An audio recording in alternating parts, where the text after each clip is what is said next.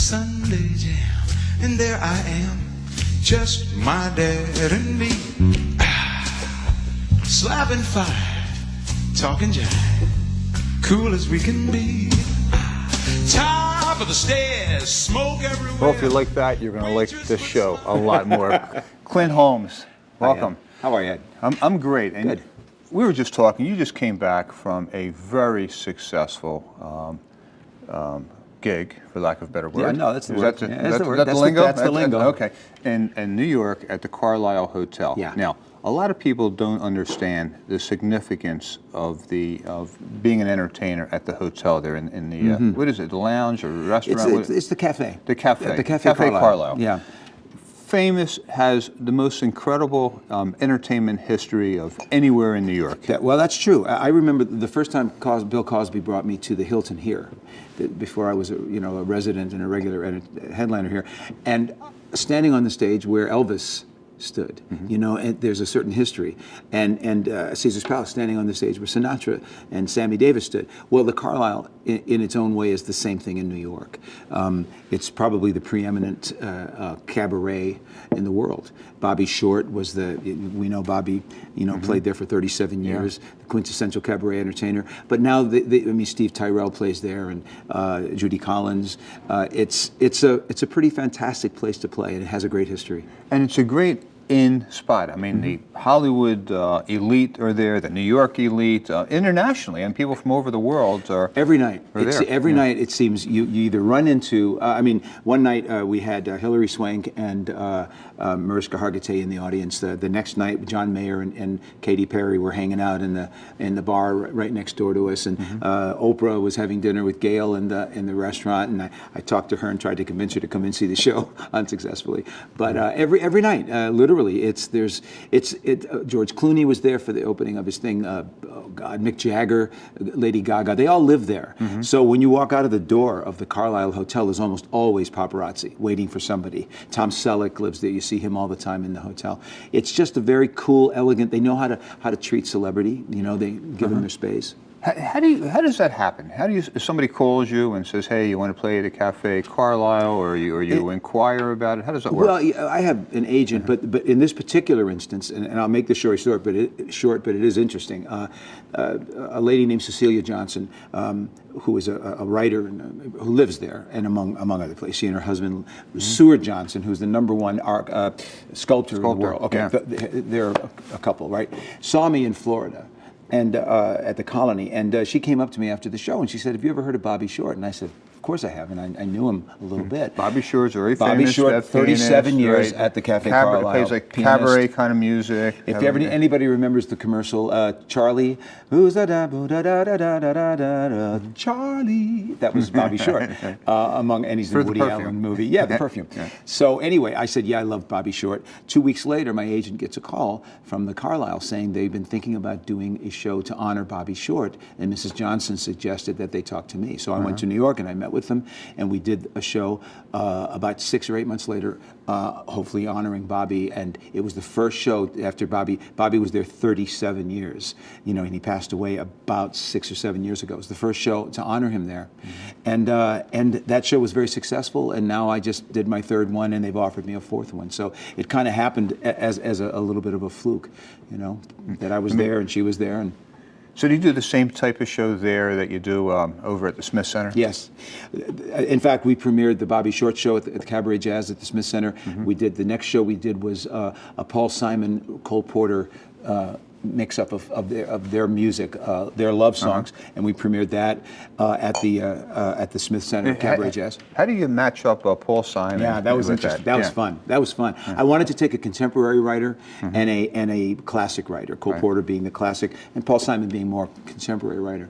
And what we found out was they both wrote very much from their own era. Cole Porter's songs were very much from the 30s and in there, and Paul Simon very much from the 80s, 90s, 70s, 80s, and 90s. So we limited it down to love songs, and we created a story of a guy who falls in love, feeling groovy, who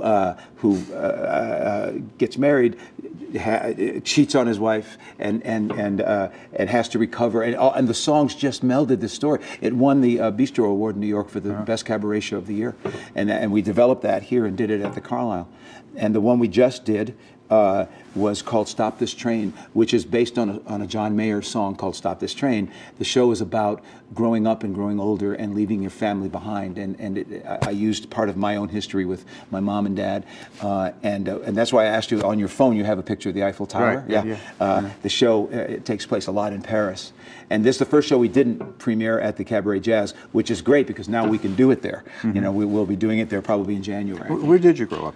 I grew up, I was born in England, Bournemouth, England, but I came over at 18 months and I grew up in a little town outside of Buffalo, New York called Farnham, 450 people in the town. Sounds very cold. Yeah, that's why when people complain about weather, I just go whatever. You know, because we longed for a 38-degree day. You know, so but I grew up there and left and went into the Army. And I'm a gypsy. I've lived in Washington D.C. I've lived in Los Angeles 2 different times. I've lived in New York, and now I've been here since 1999. When did you know you were going to have a musical career? Ed, I think it was forever.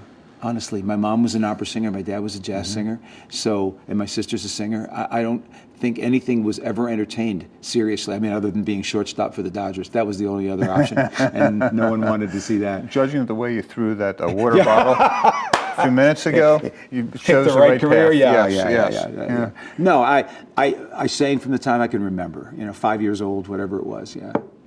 But when you left the Army, and then did you go? Were you singing at that point? I was already singing. Yeah. I sang through high school, and I played trombone. And it was the Vietnam era when I went in the Army, and they had an Army band program. You see the Army bands. Sure, yeah. So I enlisted so that I could play in the band, and I was being trained to play in some Army band somewhere. They have a school in Norfolk, Virginia, where you learn all the marches, right? And then they send you somewhere. And where did you play? I played trombone. Okay. Yeah.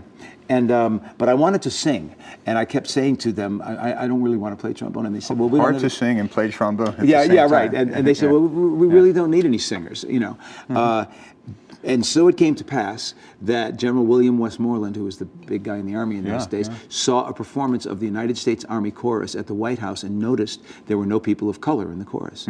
And so they sent out an edict, if you will, and 7 African Americans, me included, were sent to Washington to audition.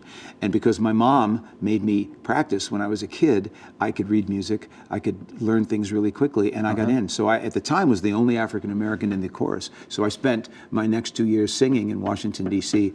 in the Army chorus at the White House and all over. So my career had really kind of started. When I got out of the Army, I was already in D.C. singing. So, And how did you find your way to Las Vegas? Route 66, I believe it was. Just drove here, huh? Yeah, no, I mean, no. You were in California first, or? No, I think I was still living. I may have still been living in D.C. Don Rickles and Bill Cosby and Joan Rivers, all at various times brought me out to open for them. I mean, I wasn't a resident here. I lived in, I think, Washington and L.A., and I would come in and do a week or a weekend or 2 weeks with those people. But it wasn't until '99, Steve Wynn saw me in Atlantic City. I was actually dining at the Golden Nugget in Atlantic City. Right, which he owned at the time. And he owned at the time. Yeah. And he walks over to me and he says, Bill Cosby's been telling me about you. He says that you're somebody I should know. I said, the next thing I knew, I was booked to open for Rickles here at the Golden Nugget. And that's kind of how the relationship with Steve began. And in 1999, Steve said, I want you to come out and play this room, and let's see how it goes. I think he gave me like a year. He said, let's see how it builds. Right. And so that's when I moved out here in 1999, and we played the Golden Nugget from February to August, and then Harris picked my contract up, and that turned into a 7-year wonderful run. So it was Steve Wynn who brought me out based on Bill Cosby telling him to see me. Well, it was amazing. The 3 people that you just talked about that you opened for, Joan Rivers, Don Rickles, and Bill Cosby. Yeah. All 3 of them are still performing today. I mean, it's amazing. And I saw Don Rickles was just here a couple weeks ago. I saw him, and he's has trouble. Walks pretty slow, but still quick as a whip. It's unbelievable, isn't it? I saw him in the mall walking around, and I was going to say hello, and I thought, I don't know, he doesn't look like he feels well. And then I went to see him on stage, and he's bam, bam, bam, bam. It's unbelievable. He's fantastic. Yeah. Joan Rivers I think is the best she's ever been. Yep, I can't argue with that. It's amazing. I mean, I watched, she's on that program on E, and I saw her at the Venetian, and she's still, again, just moving on the stage and snapping, funny and quick. Yeah. And Cosby's still Cosby. I mean, he's such a genius. He comes out with his chair and he sits down and he says, "Oh, here's what happened," and you listen to Uncle Bill talk for an hour and a half. He's amazing. Hey, I think we have some video. I think of this Bill is Cosby. This is Clint Holmes. Bill Cosby can't sing for beans. Okay, I think we have something over at. Will you tell me after we watch it? Okay, after we watch it. Okay. Father, we don't need to escalate. War is not the answer. Only love can conquer hate. We gotta find a way to bring some love in here today. Picket sign, picket line, punish me with brutality. Come on, talk to me so we can see what's going on. Say what's going on. What's going on? What's going on?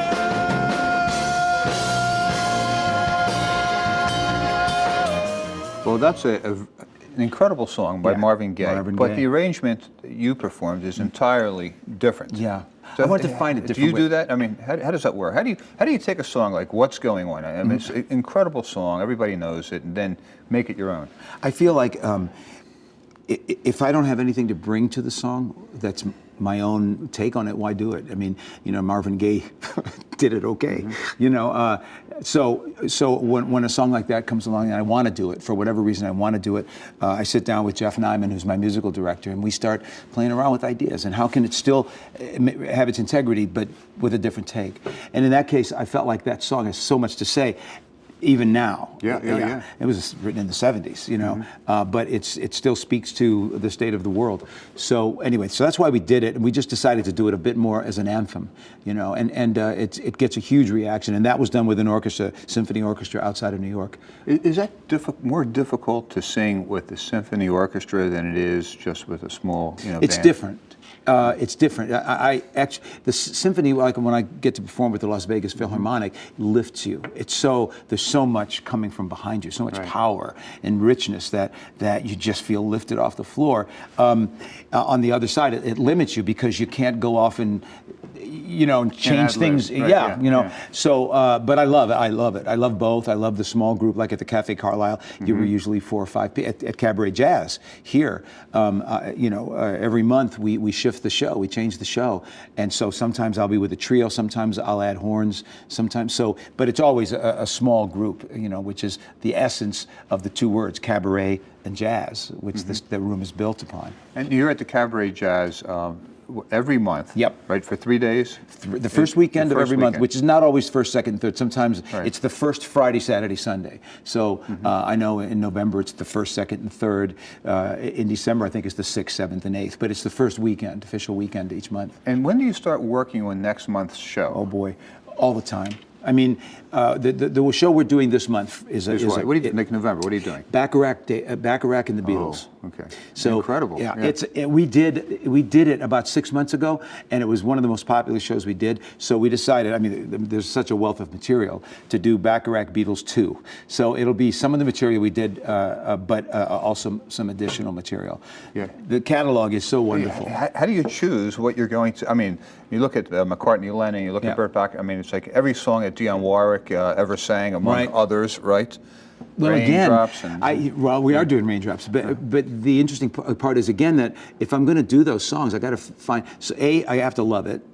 personally, I have to love the song. And then secondly, I have to feel like we can come up with something that's a little bit different take. For instance, we do Raindrops, but I do it with a walking bass, ba-doom, doom, doom, doom. Raindrops are falling on my head. Like that. So it's a very different take on the song. So we do Imagine, we do If I Fell in Love with You, would you? The music is so great. It is great. One summer we rented a house in Del Mar, California. So I'm up in the house and looking at it for the first time. I go up to the second floor and there's this huge white piano in the bedroom that it was impossible to get it up the steps. I mean, obviously somebody had brought the piano in from the window on the second floor on with a crane, a crane or a hoist.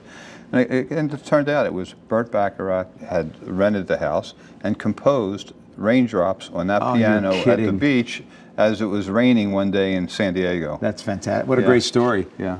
That's wow. And they left the piano in there because they couldn't get it out. Yeah. Wow. Somebody should probably get it out and move it over to the Rock and Roll Hall of Fame or something. Well, yeah. Is there a plaque on it or anything? No, nothing. It was nothing there. Yeah. Bert's great. I mean, again, Bert's in his 80s and he still, goes out and does concerts all over the world. And I run into him every once in a while. He's unbelievable. Let's watch some more Clint Holmes. Oh, okay.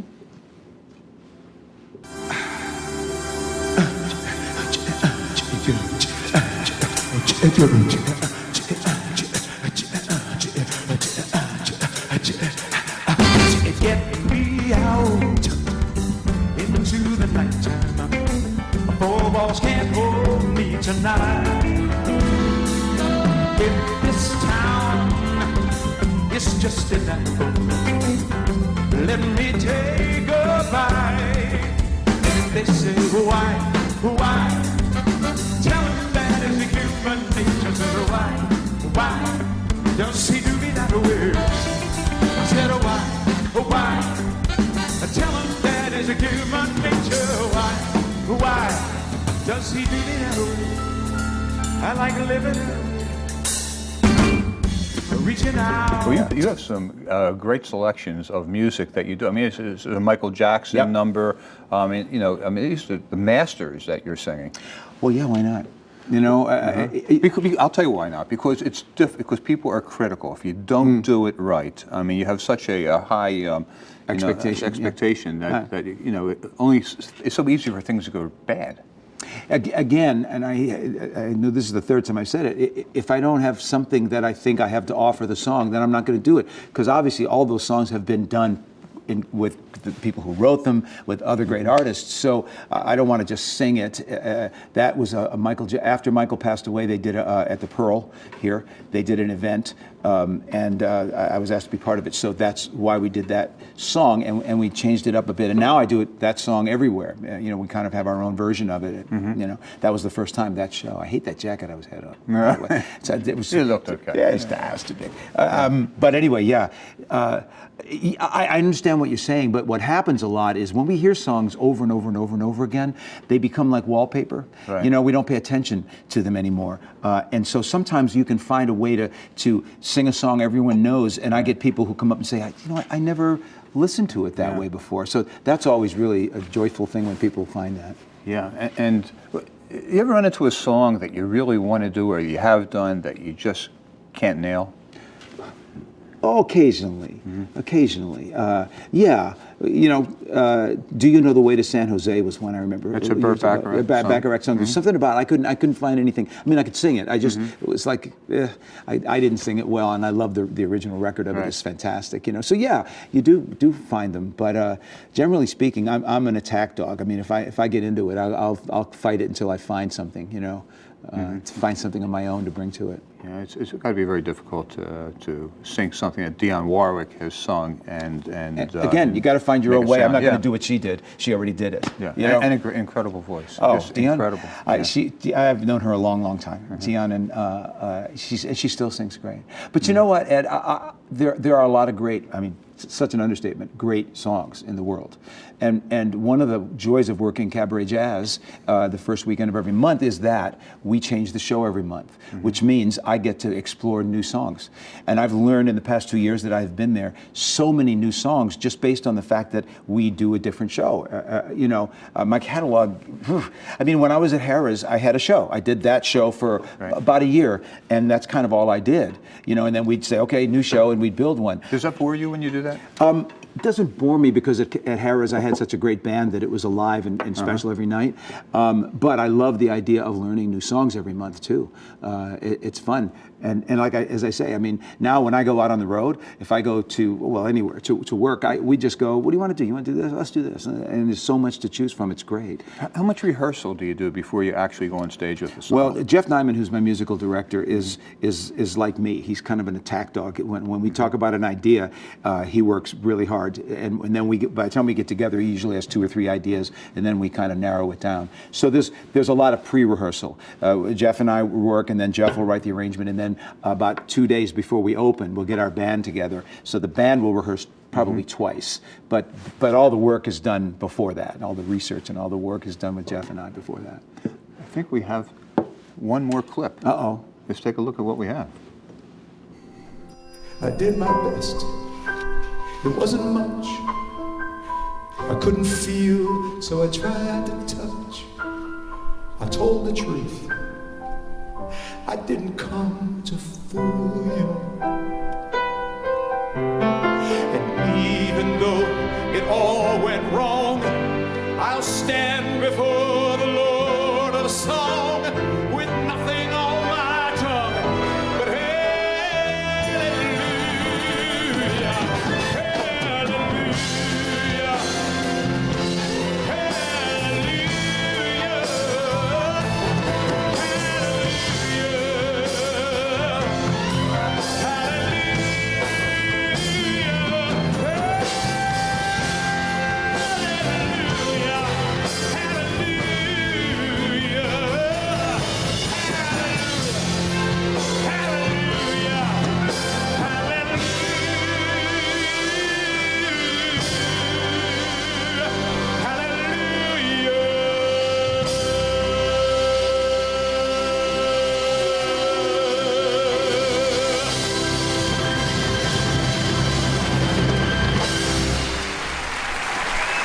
I feel like I have to stand up, give you a standing ovation after that. You notice no jacket. That's because I was after an hour and a half of show, so I take the jacket off at some point because I'm dying. Most singers have a very limited career.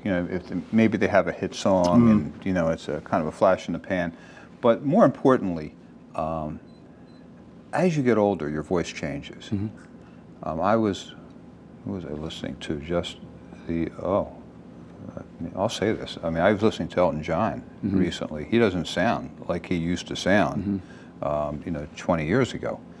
Your voice doesn't change. If anything, it gets more powerful, stronger. I mean, you have to be careful, I guess. Yeah, protect it. Well, I had great teachers, my mom and others, who taught me to how to use. One thing I learned very early is if you play guitar and you break your guitar, you can go buy a new guitar. If this is your instrument and you break it, you're done. So you take good care of it. And I've been very lucky that way. My mom was still singing when she was 90. She'd still get up and sing "Summertime" when she was 90. So, and not an easy song to sing. Not an easy song to sing. Yeah. I mean, and Tony Bennett is still singing great at 86 or however old he is. Marilyn May, who I'm working with, is 85, still singing great. So it's possible. I've been lucky, and I do. I take care of my voice, and when I speak, I try to speak in the mask. So I'm not speaking on this because So what does that mean? Speak on it. Well, these are the resonating chambers for a voice. Right. So the chords are, when people have problems with their voice, it's their vocal cords. They get tired and they swell, etc. It's like anything else. So the idea is to get the resonation up in here so that the chords are just easy. So if I talk like this all day, I'm talking on my chords and I'm going to be tired. But if I talk like this, or if I keep my voice up here, then this is the resonating and my chords are not working. When you see a singer's veins popping out, they're working real hard in here, and that's when it's hard. hard. And when you're singing, are you bringing it Oh yeah, from down that's here, the right? support. We're technical. Yeah, the support. You're supporting the sound here in the diaphragm, Right. and that's where the strength has to come. You know, and then this is where the relaxation needs to be here, so that the strength goes here, the chords resonate, and then the sound is propelled out of here. So. Well, you have a lot of areas you got to protect. Yeah, you do. Well, that's the idea. That's when Yeah. people say, "How do you learn how to sing?" I mean, that's what it is. It doesn't matter what you sing. I mean, if you sing classical music or jazz or rock and roll, it doesn't matter. It's singing here where you can do no damage here. You can't do any damage here, but you can do damage if you're singing here. And you've been singing professionally, what, over 40 years, Yeah, I would think, right? Yeah. Yeah. I see people say we're celebrating our 40th anniversary, and I go, I don't even want to think about it. You know, yeah, sure. Well, in essence, since I was a little kid, it's you know, it's all I've ever done. It's all I know how to do. And you can ask my wife and my kids. That's all I know how to do. And your wife sings also? Yeah, Kelly. Yeah. Kelly's a wonderful singer, and she works at the Bootlegger on Monday nights, and she's terrific. She was in New York. I had 2 weeks at the Carlisle, and on my closing night, which is the 12th, Kelly did a late night show after me, and killed and got a review. And the end of the review said, "Oh, by the way, Clint did well too." so I'm very proud. Well, of her. do you have a little competition going, or friendly competition? You know, yeah, friendly competition. Yeah. But she gets it, and I get it, man. You know, I mean, we both have done this our whole lives, and she supports me, and I try to support her, and emotionally, and we get it. You know, you know the nerves, you know what's at stake, you know the tiredness. So it's great, great. And when you're listening to her sing, and she's on stage, Right. and maybe something doesn't sound right, you're in the audience. Right. How does that affect you? You know what? I'm always proud of her. And I mean, genuinely proud of her. And it doesn't really happen. I know I live with her, so I know what she feels like that day. Right. So I might sit there and go, oh, you know. But inevitably, I don't know what it is about entertainers. You know, we just get up into I was talking to Jack Jones about it. You know, you don't feel well, and then bam, the curtain goes up, the adrenaline kicks in, and you do it, and then you go, oh, at the end of it. So, you know, it's an exciting thing that we do.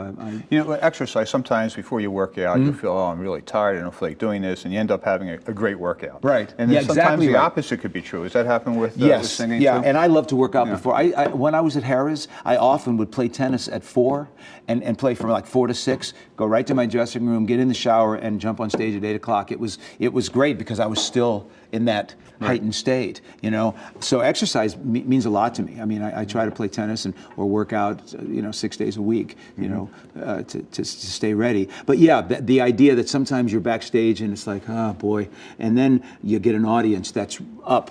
Or somebody in the band says something that makes you laugh before you go on stage. It's because that's the thing. It's a family. The band. People ask me where you get the energy, and I always say this: I get my energy from the music, from the people behind me, and the people in front of me. I'm in the middle, you know. And This so all comes if both are great, together. bam, you got a magic show. Hey, don't miss them at the Cabaret Jazz at the Smith Center, first Friday, Saturday, and Sunday of every month. It'll be an experience you won't forget. The place is an incredible experience. Incredible, yeah. And what's inside is even better. Thanks, See you Ed. next week.